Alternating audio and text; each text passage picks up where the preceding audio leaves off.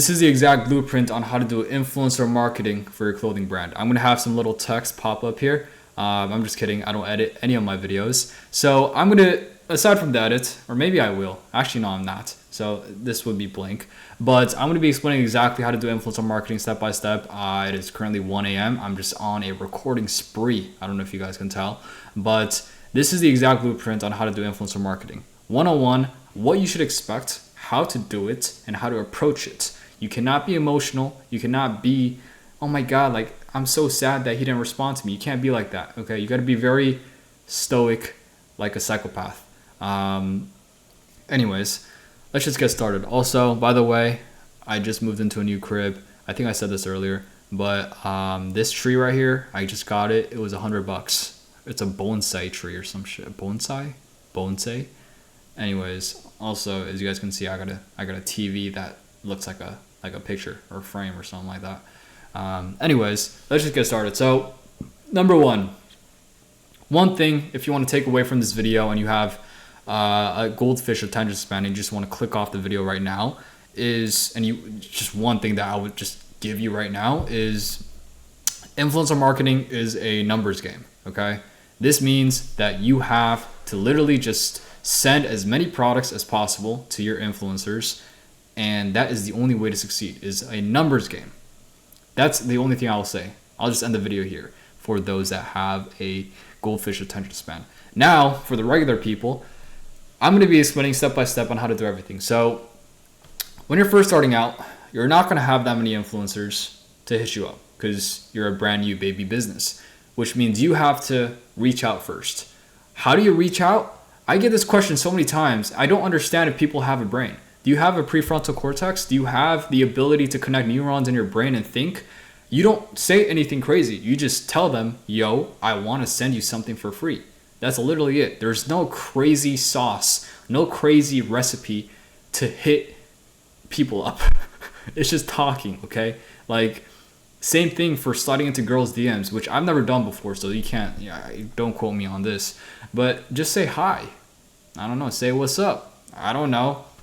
I think that's a pretty good way to start. So same thing with influencer marketing. Obviously, these are influencers, so you need to have something like that's eye-catching. So, for example, why did the chicken cross the road? Just cause?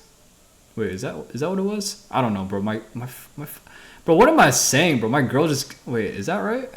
Just cause? Because. Okay, that's the joke.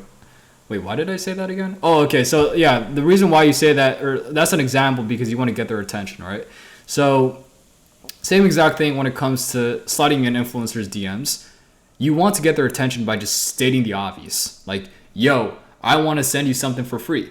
That's it. Like, that's literally it. Like, don't say like, hey, what's up? Hey, how are you doing? Like, shut the fuck up. Like, nobody cares about that. Same exact thing. When you see a girl post something on their story, you're clicking on it and you're like, damn, like, it better be her face. And then it's just a picture of some food. Like, nobody wants to see that, bro. Same exact thing. If you text an influencer, you want to get straight to the point. Okay, you want to make sure that they know that you're trying to send something for free, and don't say something like what's up or try to do an icebreaker because they're not responding to you, especially if you have like 50 followers. So with that being said, let's just say you send out 10 DMs a day, which is what I did. From the 10, let's just say a couple of them respond. And let's say you have 10 pieces to send out to influencers. Okay, so you have 10 pieces you want to send out to influencers. From, let's just say like 20 of them respond. From the 20, you're going to choose a top 10 that you think fits best with your niche, has a lot of followers, and you think will actually post something wearing your product. And then from there, what you want to do is ship everything out to the influencers. You ask for their address, obviously, ship everything out. And once you ship everything out, I'll give it like a week until everything like delivers, right? So what I used to do is I used to just check every single tracking number individually to see if this influencer got it. Sometimes influencers will like hit you up as soon as they get the package. I'm going to be honest, majority of people don't. So I don't know if you guys should like rely on that. But that's what I did. But I feel like, it's kind of hard to do, especially in the long run. So what I would just recommend you guys to do is just wait a week. And especially if they're in the US, like everything should be delivered within a week. So you wait a week after you ship everything out to that influencer. Keep in mind, I also forgot to mention, you guys need to focus on micro influencers. Like you can't send it to Kai Cenat, like all those big guys. You need to focus on like people under like with 10K, under 10K. If you can get somebody over 10K, that's better. But the percentage of them actually taking content with your product on is pretty low. So I wouldn't really recommend that if I were you, especially if you're first starting out. So let's say everything is shipped, okay? It's delivered. And after everything is delivered, what you want to do is you want to hit every single influencer up. And you're like, yo, did you get the package? Just confirm it with them. Majority of them will respond to you. If they don't respond to this text message, it's usually a red flag. But majority of them will. They're like, yeah. And then what you want to do is you want to ask them, when can you take some content? And you kind of want to be pushy with it. So if you have a drop coming up within a week, like within 1 week, you can say something like, yeah, we got a drop coming up in 1 week. It'd be great if you guys can take content within that week or within a couple days so I can post it before to hype up the drop. I can't believe I'm making this video right now. This is so common sense. Anyways, this is for those, because I know I have a couple audience members that have like a 5 IQ. So this is for you guys. Anyways, so after that, you want to wait until everybody responds. Most of them will probably say like, yeah, I got you. I'm going to post some content. Obviously, they're lying.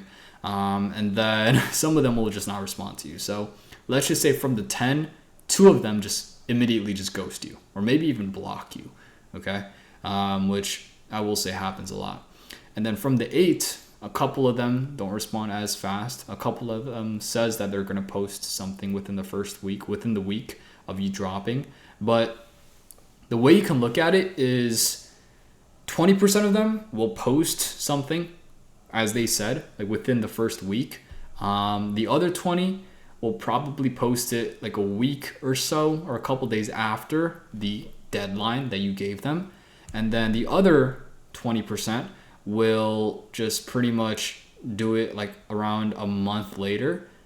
And then the other 20% will just do a story post or barely take any pics or take trash ass pictures.